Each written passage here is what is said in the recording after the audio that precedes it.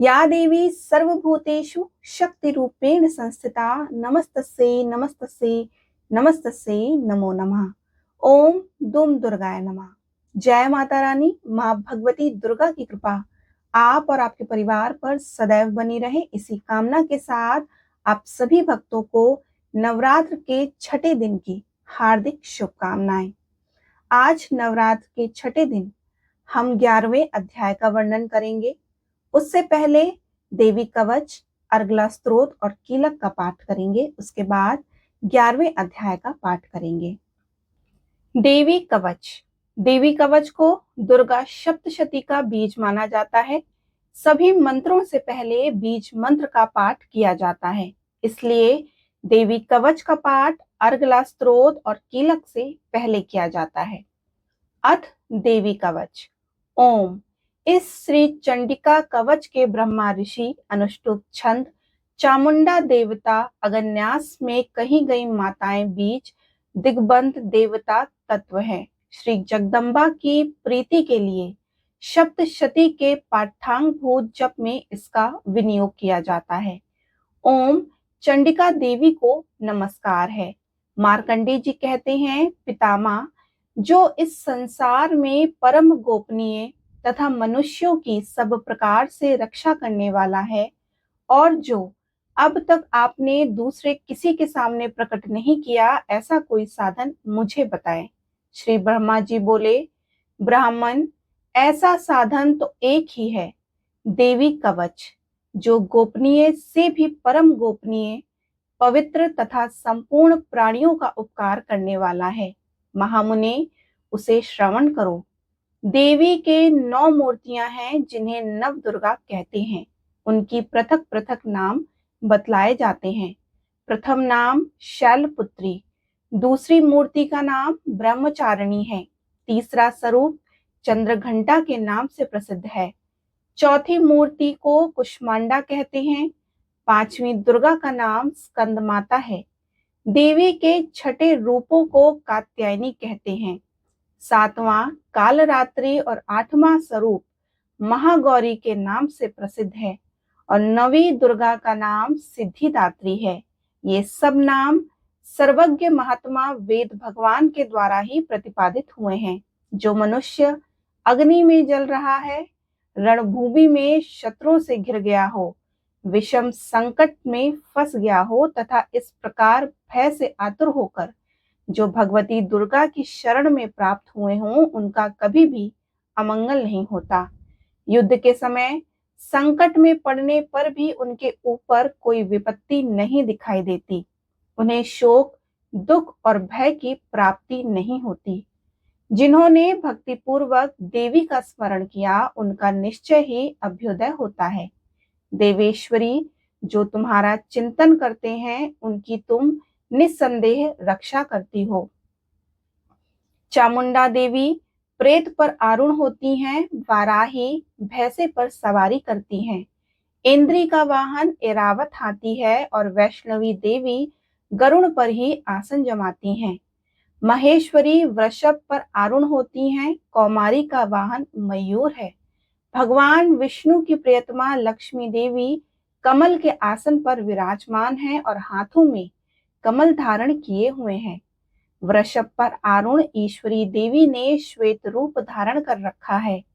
ब्राह्मी देवी हंस पर बैठी हुई हैं और सब प्रकार के आभूषणों से विभूषित हैं। इस प्रकार ये सभी माताएं सब प्रकार की योग शक्तियों से संपन्न हैं। इनके सिवा और भी बहुत सी देवियां हैं जो अनेक प्रकार के आभूषणों की शोभा से युक्त तथा नाना प्रकार के रत्नों से सुशोभित हैं। ये संपूर्ण देवियां क्रोध में भरी हुई हैं और भक्तों की रक्षा के लिए रथ पर बैठी दिखाई देती हैं। ये शंख, चक्र, गदा, शक्ति, हल और मूसल, खेटक और तोमर, परशु तथा पाश, कुंत और त्रिशूल एवं उत्तम शांग्र, धनुष आदि अष्ट शस्त्र अपने हाथों में धारण करती हैं।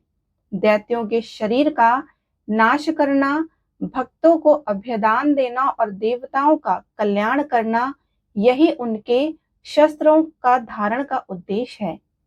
कवच आरंभ करने से पहले इस प्रकार प्रार्थना करनी चाहिए।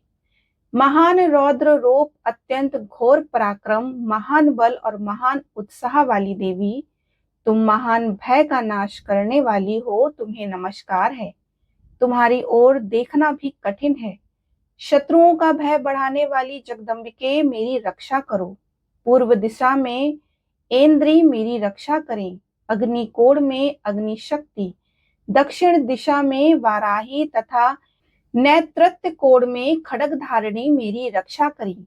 पश्चिम दिशा में वारुणी और वाय कोण में मृगप्रवी सवारी करने वाली देवी मेरी रक्षा करें। उत्तर दिशा में कौमारी और ईशान कोण में शूल धारिणी देवी रक्षा करें। ब्रह्माणी, तुम ऊपर की ओर से मेरी रक्षा करो और वैष्णवी देवी नीचे की ओर से मेरी रक्षा करें। इसी प्रकार शव को अपना वाहन बनाने वाली चामुंडा देवी दशों दिशाओं में मेरी रक्षा करें। जया आगे से और विजया पीछे की ओर से मेरी रक्षा करें। वाम भाग में अजिता और दक्षिण भाग में अपराजिता रक्षा करें। उद्योतनी शिखा की रक्षा करें और उमा मेरे मस्तक पर विराजमान होकर रक्षा करें। ललाट में मालाधारी रक्षा करें और यशस्विनी देवी मेरे भौओं का संरक्षण करें। भौओं के मध्य भाग में त्रिनेत्रा और नथनों में यमघंटा देवी रक्षा करें। दोनों नेत्रों के मध्य भाग में शंखनी और कानों में द्वारवासिनी रक्षा करें। कालिका देवी कपोलों की तथा भगवती शांकरी मूल भाग की रक्षा करें। नासिका में सुगंधा और ऊपर के ओंठ में चर्चिका देवी रक्षा करें। नीचे के ओंठ में अमृत कला तथा जीवा में सरस्वती देवी रक्षा करें। कौमारी दांतों की और चंडिका कंठ प्रदेश की रक्षा करें। चंद्र घट्टा गले की घंटी और महामाया तालु में रहकर रक्षा करें। कामाक्षी थोड़ी की और सर्वमंगला मेरी वाणी की रक्षा करें। भद्रकाली ग्रीवा में और धनुर्धरी पृष्ठ वंश में रहकर रक्षा करें। कंठ के बाहरी भाग में नीलग्रीवा और कंठ की नली में नलकुबरी रक्षा करें। दोनों कंधों में खडंगनी और मेरी दोनों भुजाओं में व्रजधारणी रक्षा करें। दोनों हाथों में दंडनी और अंगुलियों में अंबिका रक्षा करें। शूलेश्वरी नखों की रक्षा करें और कुलेश्वरी पेट में रहकर रक्षा करें। महादेवी दोनों स्तनों की और शोक विनाशिनी देवी मन की रक्षा करें। ललिता देवी हृदय में और शूल धारिणी उदर में रहकर रक्षा करें। पूतना और कामिका लिंग की और महिष वाहिनी गुदा की रक्षा करें। भगवती कटिभाग में और विंध्यवासिनी घुटनों की रक्षा करें। संपूर्ण कामनाओं को देने वाली महाबला देवी दोनों पिंडलियों की रक्षा करें। नारसिंही दोनों घुटियों की रक्षा करें और तेजस्वी देवी दोनों चरणों के पृष्ठभाग की रक्षा करें। श्रीदेवी पैरों की उंगलियों में और तलवासिनी पैरों के तलुओं में रहकर रक्षा करें। अपनी दाढ़ों में भरकर भयंकर दिखाई देने वाली दृष्टा कराली देवी, नखों की और उधर्व केशनी देवी मेरे केशों की रक्षा करें। रोम वालियों में, छिद्रों में और कौबेरी और त्वचा की वागेश्वरी देवी रक्षा करें। पार्वती देवी रक्त मंजा, वसा, मांस, हड्डी और मेद की रक्षा करें। आंतों की कालरात्रि और पित्त में कुटेश्वरी देवी रक्षा करें। मूलधार आदि कमल केशों में पद्मावती देवी और कफ में चूड़ामणि देवी स्थित होकर रक्षा करें। नख के तेज में ज्वालामुखी रक्षा करें, जिसका किसी भी अस्त्र से भेदन नहीं हो सकता।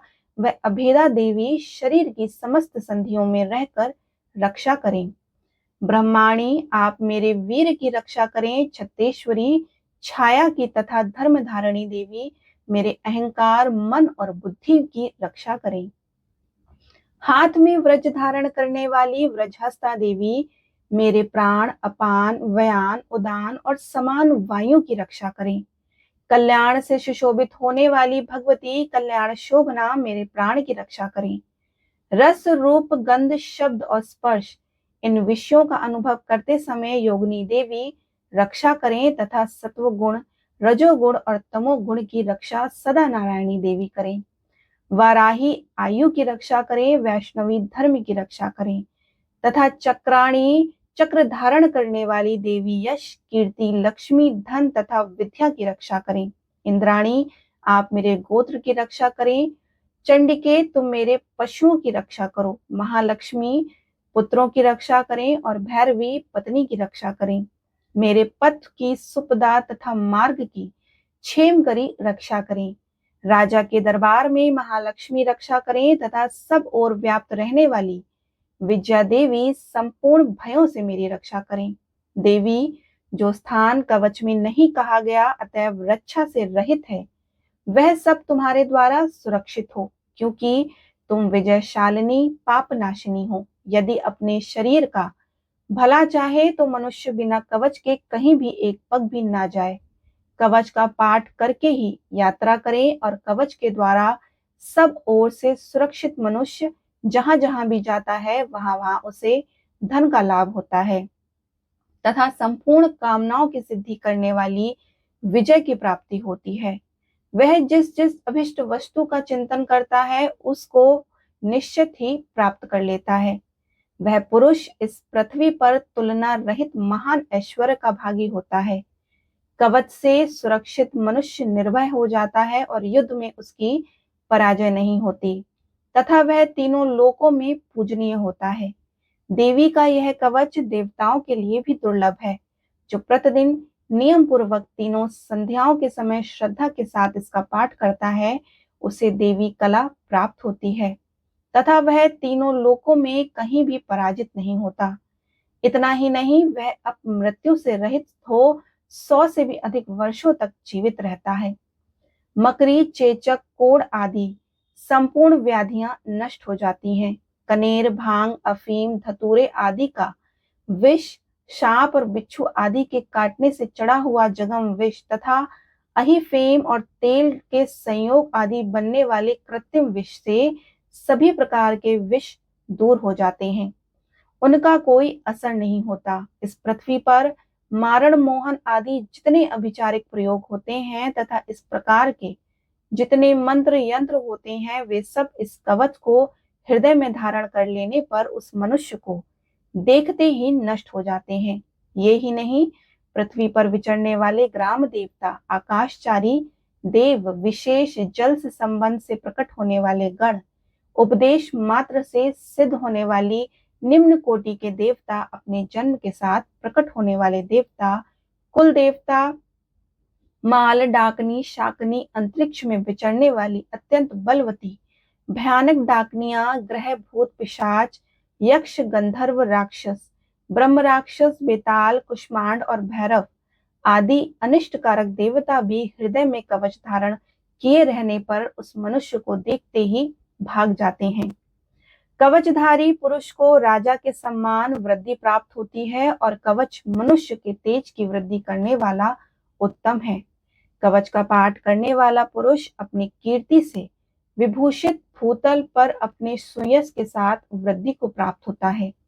जो पहले कवच का पाठ करके उसके बाद सप्तशती चंडी का पाठ करता है उसकी जब तक वन, पर्वत और कानूनों सहित पृथ्वी टिकी रहती है तब तक यहाँ पुत्र, पौत्र आदि संतान परंपरा बनी रहती है। फिर देह का अंत होने पर वह पुरुष भगवती महामाया के प्रसाद से नित्य परम पद को प्राप्त होता है, जो देवताओं के लिए भी दुर्लभ है। वह सुंदर दिव्य रूप धारण करता हुआ कल्याणमय शिव के साथ आनंद का भागी होता है। इस तरह देवी कवच संपूर्ण हुआ। देवी कवच के बाद अर्गला स्तोत्र का पाठ किया जाता है। अथ अर्गला स्तोत्र। ओम। इस श्री अर्गला स्तोत्र मंत्र के विष्णु ऋषि हैं, अनुष्ठुप छंद हैं, श्री महालक्ष्मी देवता हैं। श्री जगदम्बा की प्रसन्नता के लिए सप्त श्लोकी पाठ का इसका विनियोग किया जाता है। ओम चंडिका देवी को नमस्कार है। मार्कंडेय जी कहते हैं, जयंती मंगला काली, भद्रकाली, कपालिनी, दुर्गा, क्षमा, शिवा, धात्री, स्वाहा और स्वधा, इन नामों से प्रसिद्ध जगदम्बिके तुम्हें नमस्कार हो। देवी चामुंडे तुम्हारी जय हो। संपूर्ण प्राणियों को पीड़ा हरने वाली देवी तुम्हारी जय हो। सब में व्याप्त रहने वाली देवी तुम्हारी जय हो। कालरात्रि तुम्हें नमस्कार हो। मधु और कैटप को मारने वाली तथा ब्रह्मा जी को वरदान देने वाली देवी तुम्हें नमस्कार है। तुम मुझे रूप दो, जय दो, यश दो और काम क्रोध आदि शत्रुओं का नाश करो। महिषासुर का नाश करने वाली तथा भक्तों को सुख देने वाली देवी तुम्हें नमस्कार है। तुम रूप दो, जय दो, यश दो और काम क्रोध आदि शत्रुओं का नाश करो। रक्त बीज का वध और चंडमुंड का विनाश करने वाली देवी तुम रूप दो, जय दो, यश दो और काम क्रोध आदि शत्रुओं का नाश करो।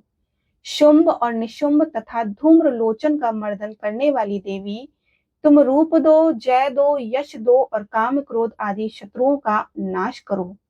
सबके द्वारा वंदित युगल चरणों वाली संपूर्ण सौभाग्य प्रदान करने वाली देवी तुम रूप दो, जय दो, यश दो और काम क्रोध आदि शत्रुओं का नाश करो। देवी तुम्हारे रूप और चरित्र अचिंत्य है। तुम समस्त शत्रुओं का नाश करने वाली हो। रूप दो, जय दो, यश दो और काम क्रोध आदि शत्रुओं का नाश करो। पापों को दूर करने वाली चंडिके, जो भक्ति पूर्वक तुम्हारे चरणों में सर्वदा मस्तक झुकाते हैं, उन्हें रूप दो, जय दो, यश दो और काम क्रोध आदि शत्रुओं का नाश करो। रोगों का नाश करने वाली चंडिके, जो भक्ति पूर्वक तुम्हारी स्तुति करते हैं, उन्हें रूप दो, जय दो, यश दो और काम क्रोध आदि शत्रुओं का नाश करो।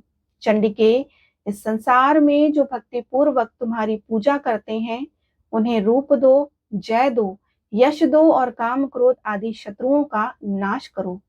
मुझे सौभाग्य और आरोग्य दो, परम सुख दो। रूप दो, जय दो, यश दो और काम क्रोध आदि शत्रुओं का नाश करो। जो मुझसे द्वेष रखते हो उनका नाश करो और मेरे बल की वृद्धि करो। रूप दो, जय दो, यश दो और काम क्रोध आदि शत्रुओं का नाश करो। देवी मेरा कल्याण करो, मुझे उत्तम संपत्ति प्रदान करो। रूप दो, जय दो, यश दो और काम क्रोध आदि शत्रुओं का नाश करो। अंबिके, देवता और असुर दोनों ही अपने माथे के मुकुट की मणियों को तुम्हारे चरणों पर घिसते हैं। तुम रूप दो, जय दो, यश दो और काम क्रोध आदि शत्रुओं का नाश करो। तुम अपने भक्त जन को विद्वान, यशस्वी और लक्ष्मीवान बनाओ तथा रूप दो, जय दो, यश दो और काम क्रोध आदि शत्रुओं का नाश करो। प्रचंड दैत्यों के दर्प का दलन करने वाली चंडिके, मुझे शरणागत को रूप दो, जय दो, यश दो और काम क्रोध आदि शत्रुओं का नाश करो। चतुर्मुख ब्रह्मा जी के द्वारा प्रशंसित चार भुजा धारणी परमेश्वरी, तुम रूप दो, जय दो, यश दो और काम क्रोध आदि शत्रुओं का नाश करो। देवी अंबिके, भगवान विष्णु नित्य निरंतर भक्ति पूर्वक तुम्हारी स्तुति करते रहते हैं। तुम रूप दो, जय दो, यश दो और काम क्रोध आदि शत्रुओं का नाश करो। हिमालय कन्या पार्वती के पति महादेव जी के द्वारा प्रशंसित होने वाली परमेश्वरी, तुम रूप दो, जय दो, यश दो और काम क्रोध आदि शत्रुओं का नाश करो। सचिपति इंद्र के द्वारा सद्भाव से पूजित होने वाली परमेश्वरी, तुम रूप दो, जय दो, यश दो और काम क्रोध आदि शत्रुओं का नाश करो। प्रचंड भुज दंडों वाले दैत्यों का घमंड चूर करने वाली देवी, तुम रूप दो, जय दो, यश दो और काम क्रोध आदि शत्रुओं का नाश करो। देवी अंबिके, तुम अपने भक्त जनों को सदा असीम आनंद प्रदान करती रहती हो। मुझको रूप दो, जय दो, यश दो और काम क्रोध आदि शत्रुओं का नाश करो। मन की इच्छा के अनुसार चलने वाली मनोहर पत्नी प्रदान करो, जो दुर्गम संसार सागर से तारने वाली तथा उत्तम कुल में उत्पन्न हुई हो। जो मनुष्य इस स्त्रोत का पाठ करके सप्तशती रूपी महास्त्रोत का पाठ करता है, वह सप्तशती की जप संख्या से मिलने वाले श्रेष्ठ फल को प्राप्त होता है। साथ ही वह प्रचुर संपत्ति भी प्राप्त कर लेता है। अर्गला स्त्रोत संपूर्ण हुआ। देवी कवच और अर्गला स्त्रोत के बाद कीलक का पाठ किया जाता है। अथ कीलकम ओम। इस कीलक मंत्र के शिव ऋषि हैं, अनुष्ठुप छंद हैं, श्री महासरस्वती देवता हैं। श्री जगदम्बा की प्रसन्नता के लिए सप्त श्लोकी पाठ में इसका विनियोग किया जाता है। ओम चंडिका देवी को नमस्कार है। मार्कंडेय जी कहते हैं, विशुद्ध ज्ञान ही जिनका शरीर है, तीनों वेद ही जिनके तीन दिव्य नेत्र हैं, जो कल्याण प्राप्ति हेतु तथा अपने मस्तक पर अर्धचंद्र का मुकुट धारण करते हैं, उन भगवान शिव को नमस्कार है।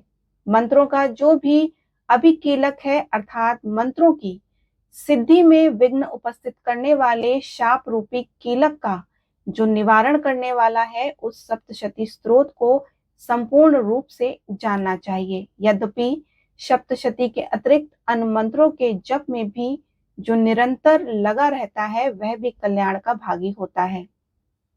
उसके भी उच्चाटन आदि कर्म सिद्ध होते हैं तथा उसे भी समस्त दुर्लभ वस्तुओं की प्राप्ति हो जाती है। तथापि जो अन्य मंत्रों का जप ना करके केवल इस सप्तशती नामक स्तोत्र से ही देवी की स्तुति करते हैं, उन्हें स्तुति मात्र से ही सच्चिदानंद स्वरूपिणी देवी सिद्ध हो जाती हैं। उन्हें अपने कार्य की सिद्धि के लिए मंत्र, औषधि तथा अन्य किसी साधन के उपयोग की आवश्यकता नहीं रहती। बिना जाप के ही उनके उच्चाटन आदि समस्त अभिचारिक कर्म सिद्ध हो जाते हैं। इतना ही नहीं, उनकी संपूर्ण अभिष्ट वस्तुएं भी सिद्ध होती हैं। लोगों के मन में यह शंका थी कि जब केवल सप्तशती की उपासना से अथवा सप्तशती को छोड़कर अन्य मंत्रों की उपासना से भी समान रूप से सब कार्य सिद्ध होते हैं, तब इनमें श्रेष्ठ कौन सा साधन है। लोगों की इस शंका को सामने रखकर भगवान शंकर ने अपने पास आए हुए जिज्ञासुओं को समझाया कि यह सप्तशती नामक संपूर्ण स्तोत्र ही सर्वश्रेष्ठ एवं कल्याणमय है। तदंतर भगवती चंडिका के सप्तशती नामक स्तोत्र को महादेव जी ने गुप्त कर दिया। सप्तशती के पाठ से जो पुण्य प्राप्त होता है, उसकी कभी भी समाप्ति नहीं होती, किंतु अन्य मंत्रों के जप जन्म पुण्य की समाप्ति हो जाती है। अतः भगवान शिव ने अन्य मंत्रों की अपेक्षा जो सप्तशती की ही श्रेष्ठता का निर्णय है, उसे यथार्थ ही जानना चाहिए। अन्य मंत्रों का जप करने वाला पुरुष भी यदि सप्तशती के स्तोत्र और जप का अनुष्ठान कर ले, तो वह भी पूर्ण रूप से ही कल्याण का भागी हो जाता है। इनमें तनिक भी संदेह नहीं है। जो साधक कृष्ण पक्ष की चतुर्दशी अथवा अष्टमी को एकाग्रचित्त होकर भगवती की सेवा में अपना सर्वस्व समर्पित कर देता है और फिर उसे प्रसाद रूप में ग्रहण करता है, उसी पर भगवती प्रसन्न होती हैं, अन्यथा उनकी प्रसन्नता प्राप्त नहीं होती। इस प्रकार सिद्धि के प्रतिबंधन रूप कील के द्वारा महादेव जी ने इस स्तोत्र को कीलित कर रखा है। जो पूर्वोक्त रीति से निष्कीलन करके इस सप्तशती स्तोत्र का प्रतिदिन स्पष्ट उच्चारण पूर्वक पाठ करता है, वह मनुष्य सिद्ध हो जाता है, वह देवी का पार्षद होता है और वही गंधर्व भी होता है। सर्वत्र विचरते रहने पर इस संसार में उसे कहीं भी भय नहीं होता और वह अपमृत्यु के वश में नहीं पड़ता तथा देह त्यागने के अनंतर मोक्ष प्राप्त कर लेता है। अतः कीलन को जानकर उसका परिहार करने से सप्तशती का पाठ आरंभ करें। जो ऐसा नहीं करता उसका नाश हो जाता है। इसलिए कीलक और निष्कीलन का ज्ञान प्राप्त करने पर ही स्तोत्र निर्दोष होता है और विद्वान पुरुष इस निर्दोष स्तोत्र का ही पाठ आरंभ करते हैं। स्त्रियों में जो कुछ भी सौभाग्य आदि दृष्टिगोचर होता है, वह सब देवी के प्रसाद का ही फल है। अतः इस कल्याणमय स्तोत्र का सदा जप करना चाहिए और स्तोत्र का मंद स्वर से पाठ करने पर स्वल्प फल की प्राप्ति होती है और उच्च स्वर से पाठ करने पर पूर्ण फल की सिद्धि होती है। उच्च स्वर से ही इसका पाठ आरंभ करना चाहिए, जिनके प्रसाद से ऐश्वर्य, सौभाग्य, आरोग्य, संपत्ति, शत्रुनाश तथा परम मोक्ष की भी सिद्धि होती है। उन कल्याणमयी जगदम्बा की स्तुति मनुष्य क्यों नहीं करते। कीलक स्तोत्र संपूर्ण हुआ। श्री दुर्गा सप्तशती 11वां अध्याय। देवताओं द्वारा देवी की स्तुति तथा देवी द्वारा देवताओं को वरदान। ध्यान। मैं भुवनेश्वरी देवी का ध्यान करती हूँ। उनके श्री अंगों की आभा प्रभात काल के सूर्य के समान है और मस्तक पर चंद्रमा का मुकुट है। वे उभरे हुए स्तनों और 3 नेत्रों से युक्त हैं। उनके मुख पर मुस्कान की छटा छाई हुई है और हाथों में वरद अंकुश पाश एवं अभय मुद्रा शोभा पाते हैं। ऋषि कहते हैं कि देवी के द्वारा महादैत्यपति शुंभ के मारे जाने पर इंद्र आदि देवता अग्नि को आगे कर उन कात्यायनी देवी की स्तुति करने लगे। उस समय अभिष्ट की प्राप्ति होने से उनके मुख कमल दमक उठे थे और उनके प्रकाश से दिशाएं भी जगमगा उठी थीं। देवता बोले कि शरणागत की पीड़ा दूर करने वाली देवी हम पर प्रसन्न हो। संपूर्ण जगत की माता प्रसन्न हो। विश्वेश्वरी विश्व की रक्षा करो। देवी तुम ही चराचर जगत की अधिष्ठात्री देवी हो। तुम इस जगत का एकमात्र आधार हो, क्योंकि पृथ्वी रूप में तुम्हारी ही स्थिति है। देवी तुम्हारा पराक्रम अलगनीय है। तुम ही जल रूप में स्थित होकर संपूर्ण जगत को प्राप्त करती हो। तुम अनंत बल संपन्न वैष्णवी शक्ति हो। इस विश्व की कारणभूता परमाया हो। देवी तुमने इस समस्त जगत को मोहित कर रखा है। तुम ही प्रसन्न होने पर इस पृथ्वी पर मोक्ष की प्राप्ति कराती हो। देवी संपूर्ण विद्याएं तुम्हारे ही भिन्न भिन्न स्वरूप हैं। जगत में जितनी स्त्रियां हैं वे सब तुम्हारी ही मूर्तियां हैं। जगदम्बे एकमात्र तुमने ही इस विश्व को व्याप्त कर रखा है और तुम्हारी स्तुति क्या हो सकती है। तुम तो सत्वन करने योग पदार्थों से परे एवं परावाणी हो। जब तुम सर्व स्वरूपा देवी स्वर्ग तथा मोक्ष प्रदान करने वाली हो, तब इसी रूप में तुम्हारी स्तुति हो गई। तुम्हारी स्तुति के लिए इससे अच्छी उक्तियां और क्या हो सकती हैं। बुद्धि रूप से सब लोगों के हृदय में विराजमान रहने वाली तथा स्वर्ग एवं मोक्ष प्रदान करने वाली नारायणी देवी तुम्हें नमस्कार है। कला काष्ठा आदि के रूप से क्रमशः परिणाम की ओर ले जाने वाली तथा विश्व का उपसंहार करने में समर्थ नारायणी तुम्हें नमस्कार है। नारायणी तुम सब प्रकार का मंगल प्रदान करने वाली मंगलमयी हो। कल्याणदायिनी शिवा हो। सब पुरुषार्थों को सिद्ध करने वाली शरणागत वत्सला 3 नेत्रों एवं गौरी हो। तुम्हें नमस्कार है। तुम सृष्टि पालन और संहार की शक्तिभूता सनातनी देवी गुणों का आधार तथा स्वर्णमयी हो। नारायणी तुम्हें नमस्कार है। शरण में आए हुए दीनों एवं पीड़ितों की रक्षा में संलग्न रहने वाली तथा सबकी पीड़ा दूर करने वाली नारायणी देवी तुम्हें नमस्कार है। नारायणी तुम ब्राह्मणी का रूप धारण करके हंसों से जुते हुए विमान पर बैठती तथा कुश मिश्रित जल छिड़कती रहती हो। तुम्हें नमस्कार है। माहेश्वरी रूप से त्रिशूल चंद्रमा एवं सर्प को धारण करने वाली तथा महान वृषभ की पीठ पर बैठने वाली नारायणी देवी तुम्हें नमस्कार है। मोरों और मुर्गे से घिरी रहने वाली तथा महाशक्ति धारण करने वाली कौमारी रूप धारणी निष्पापे नारायणी तुम्हें नमस्कार है।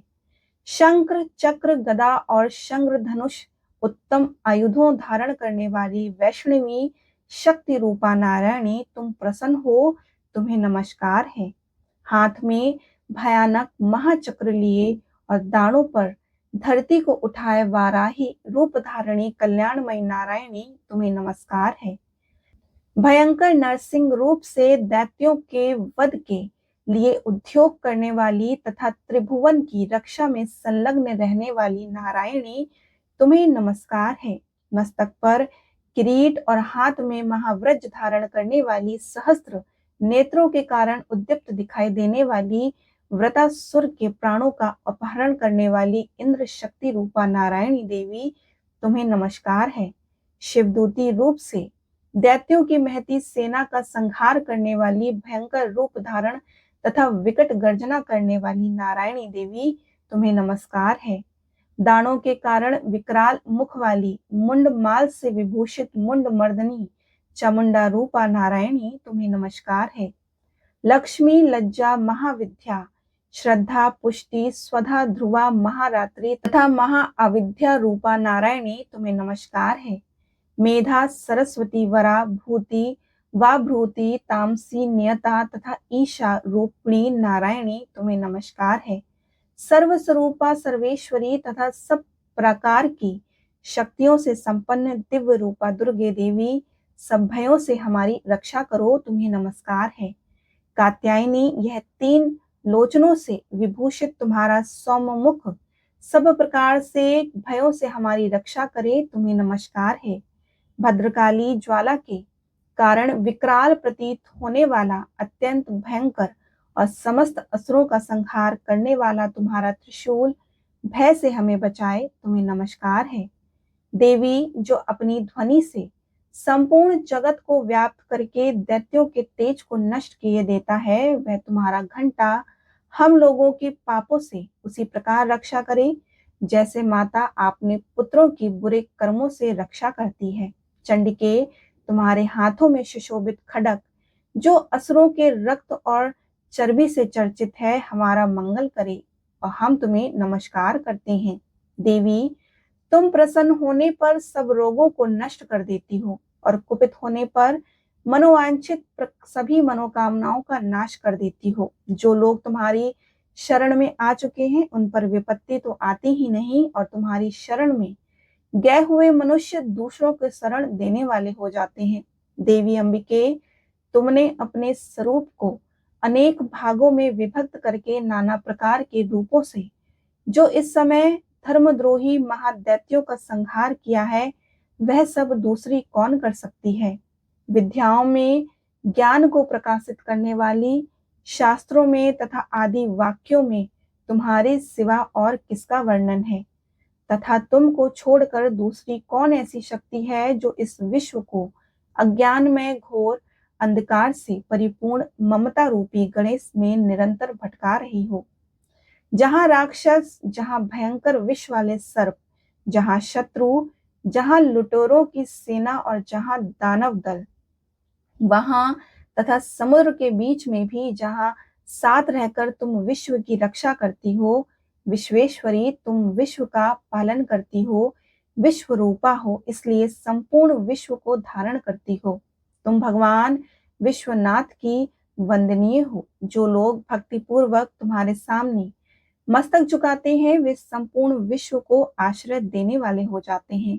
देवी, प्रसन्न हो, जैसे इस समय असुरों का वध करके ने शीघ्र ही हमारी रक्षा की है, उसी प्रकार सदा हमें शत्रुओं के भय से बचाओ। संपूर्ण जगत का पाप नष्ट कर दो और उत्पात एवं पापों के फल स्वरूप प्राप्त होने वाली महामारी आदि बड़े बड़े उपद्रवों को शीघ्र दूर करो। विश्व की पीड़ा दूर करने वाली देवी, हम तुम्हारे चरणों पर पड़े हुए हैं, हम पर प्रसन्न हो। त्रिलोक निवासियों की पूजनीय परमेश्वरी, सब लोगों का वरदान दो। देवी बोली, देवताओं, मैं वर देने को तैयार हूँ। तुम्हारे मन में जिसकी इच्छा हो वर मांगो। संसार के लिए उस उपकार का वर को मैं अवश्य दूंगी। देवता बोले कि सर्वेश्वरी, तुम इसी प्रकार तीनों लोकों की समस्त बाधाओं को शांत करो और हमारे शत्रुओं का नाश करती रहो। देवी बोली कि देवताओं, व्यवस्थ मनवंतर के 28वें युग में शुभ और निशुभ नाम के 2 महादैत्य उत्पन्न होंगे।